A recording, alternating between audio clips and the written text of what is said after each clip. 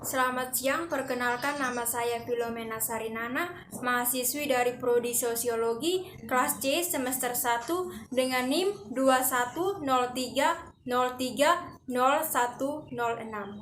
Di video kali ini saya akan menjelaskan mengenai komunisme demokrasi menurut terminologi komunisme dan perkembangan postkomunisme. Sebagai tugas harian yang ketiga saya di mata kuliah pengantar ilmu politik. Bab 5 yaitu komunisme demokrasi menurut terminologi komunisme dan perkembangan postkomunisme. Sebelum kita masuk dalam pembahasan di buku, kita melihat dulu pengertian yang pertama, pengertian demokrasi. Demokrasi adalah bentuk pemerintah di mana semua warga negara memiliki hak setara dalam mengambil keputusan yang dapat mengubah hidup mereka. Pengertian berikut yaitu komunisme. Komunisme adalah ideologi yang berkenaan dengan filosofi, politik, sosial, dan ekonomi. Tujuan utama terciptanya masyarakat komunis dengan aturan sosial ekonomi berdasarkan kepemilikan bersama alat produksi dan tidak adanya kelas sosial, uang, dan negara. Seperti telah dijelaskan pada bab sebelumnya, demokrasi didukung oleh sebagian besar negara di dunia. Akan tetapi, perlu disadari pula bahwa di samping demokrasi konstitusional beserta macam-macam variasinya, pada akhir abad ke-19 telah timbul suatu ideologi yang juga mengembangkan suatu konsep demokrasi yang dalam banyak hal linear, rekta, bertentangan dengan asas-asas pokok dari demokrasi konstitusional. Pembahasan berikutnya itu ajaran menurut Karl Marx.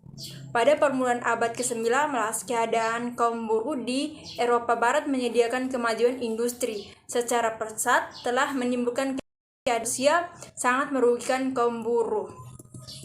Keadaan buruk ini menggugah hati orang banyak.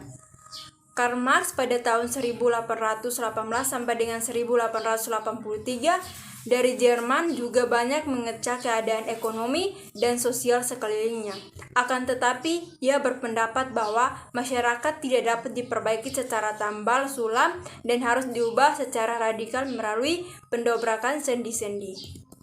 Dalam menyusun teori mengenai perkembangan masyarakat, ia sangat tertarik dengan gagasan filsuf Jerman yaitu George Hegel pada tahun 1970 sampai dengan 1931 mengenai dialektika.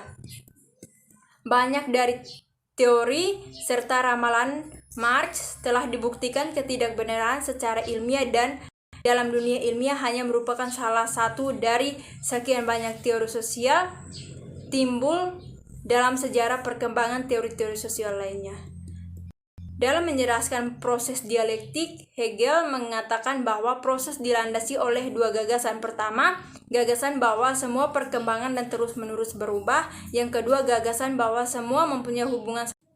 Dan Marx tertarik oleh gagasan dialektika seperti dibentangkan oleh Hegel. Karena itu di dalam terdapat unsur-unsur kemajuan melalui konflik dan pertentangan. Dan unsur inilah yang diperlu untuk menyusun teori mengenai perkembangan masyarakat.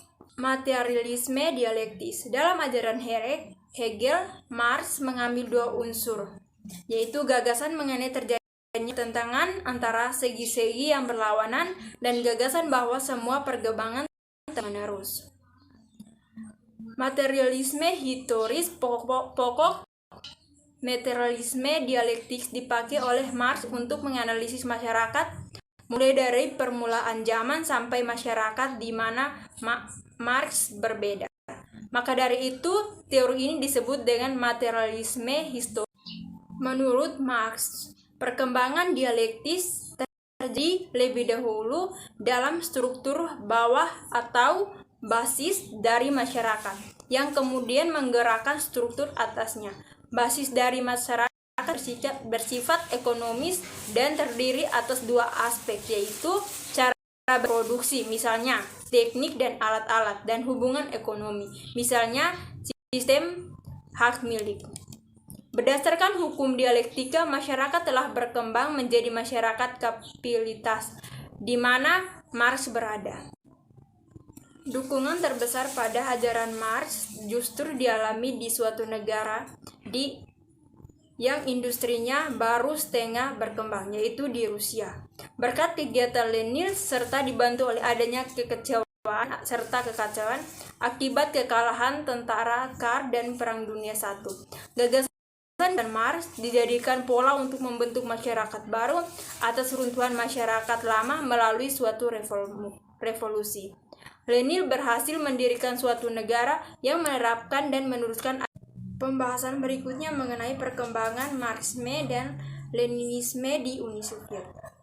Lenin memimpin revolusi pada tahun 1917 dan menguasai Uni Soviet sampai saat meninggalnya pada tahun 1924. Revolusi ini berhasil membentuk diktator proletariat seperti yang dibayangkan oleh Marx.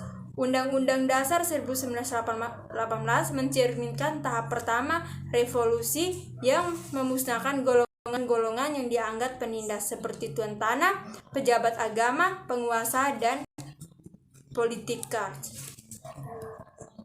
Karangan-karangan style yang terkenal ialah dasar-dasar dan problem-problem Leninisme.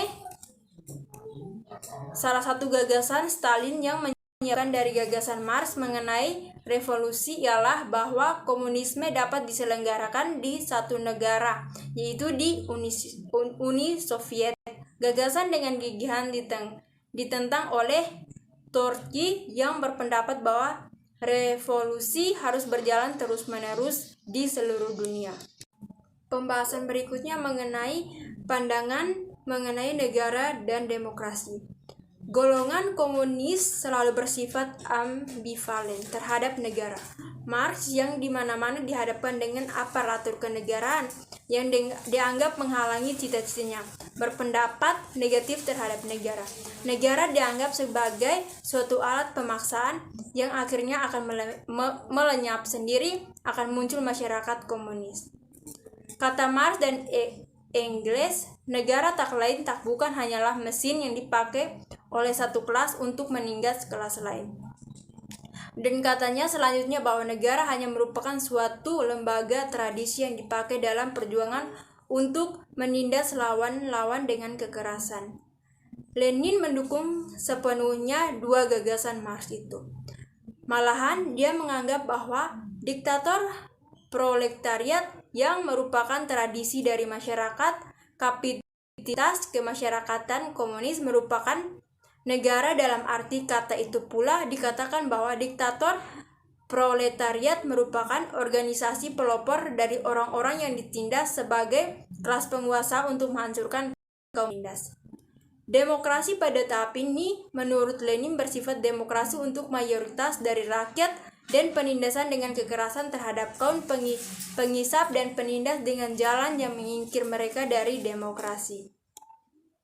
Akan tetapi, pemimpin-pemimpin pengganti Lenin menganggap perlu untuk mengubah dan menambahkan kedua gagasan itu karena dihadap dengan kenyataan bahwa komunisme di Uni Soviet pada suatu ketika tercapai pada saat nanti akan timbul permasalahan. Apakah dengan demikian Uni Soviet akan melenyap sebagai negara?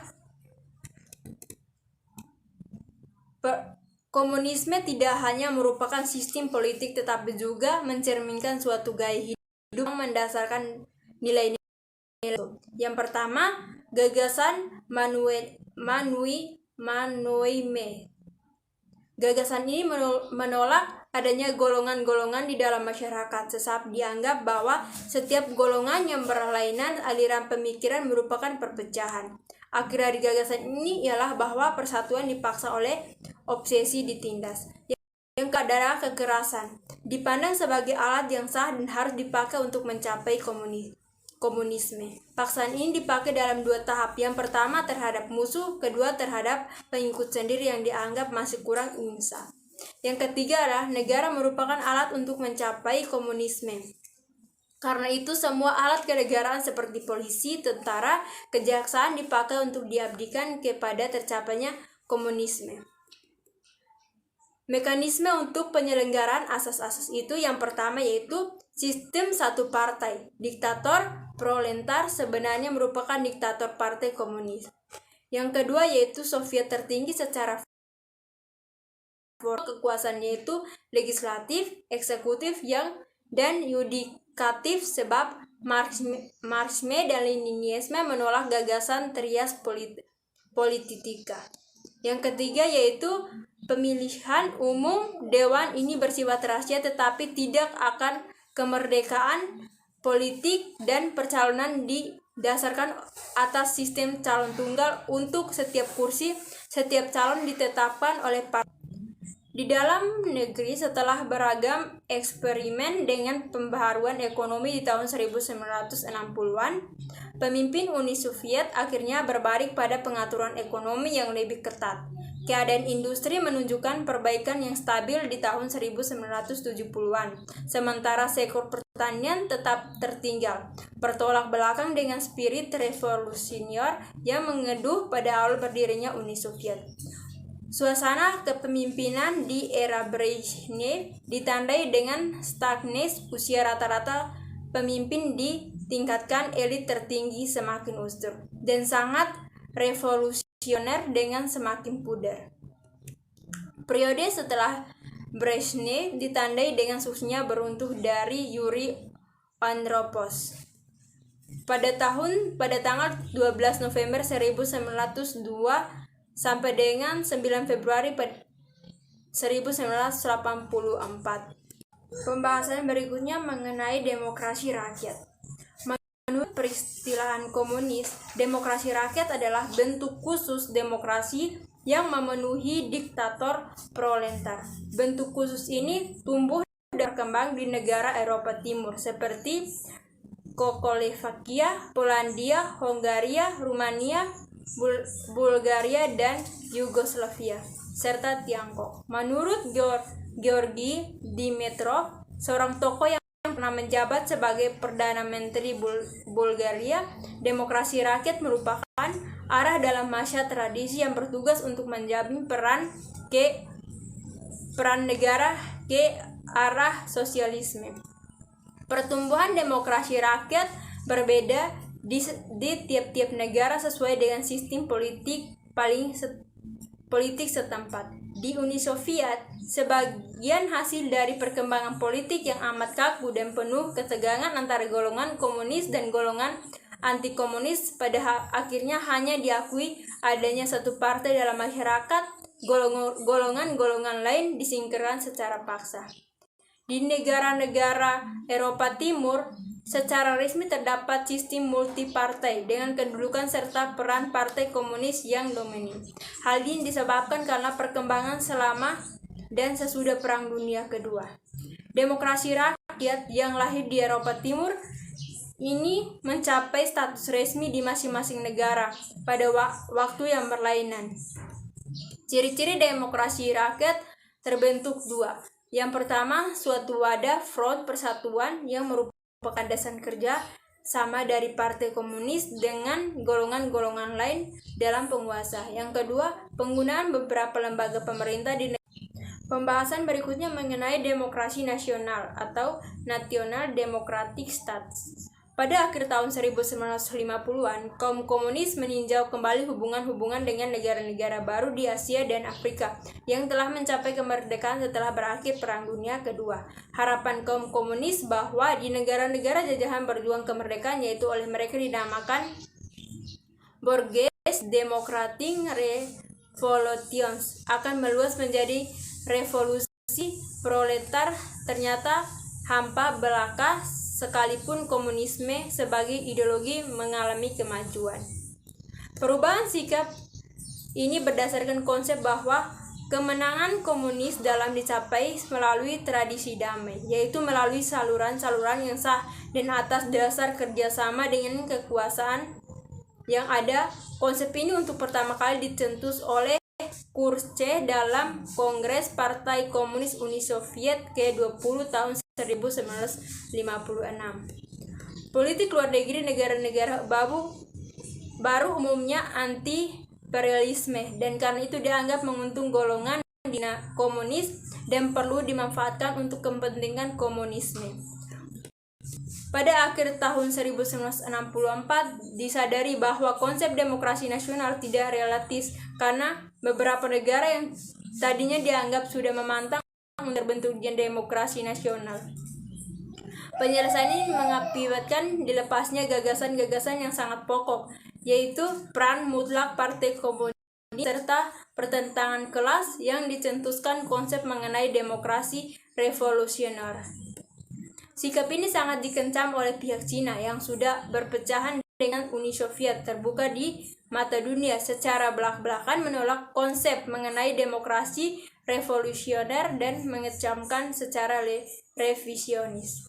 Dalam hubungan ini perlu diterangkan adanya tanda-tanda bahwa pada dewasa ini sikap kaku pimpin Cina terhadap dunia luar agar diperlunak sebagai akibat revolusi kebudayaan yang benar-benar menguncangkan sandi-sandi kemasyarakatan di Cina.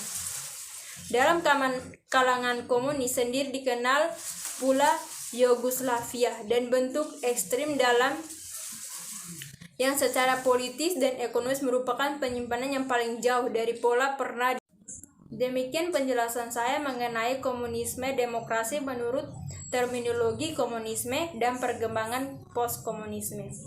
Sekian dan terima kasih.